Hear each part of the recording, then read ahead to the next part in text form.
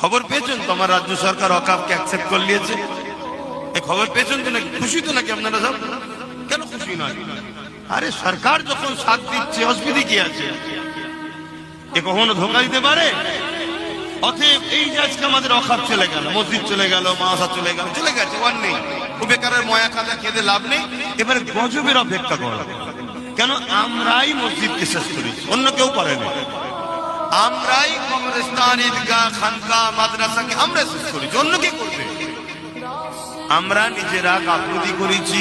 আমরা জানে গানে, ফাংশনে, যাত্রায়, সিনেমায় বেঈমান, কাফের, মুশরিক, মুনাফিক, জালিম নেতাদের পিছনে ঘুরেছি।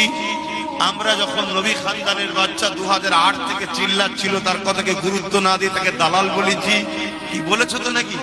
অতএব সব শাস্তি অপেক্ষা করে। এবারে আপনি তো বলতে পারেন যে ভাইজান আমি তো ওর সাথে নয়। শুনুন ভাই, পচা আমের সাথে যদি একটা ভালো আম লেগে থাকে, ওটাকে খেলে দেখবেন কি হয়, ওটাও একটা দাগি পচা হয়ে যায়।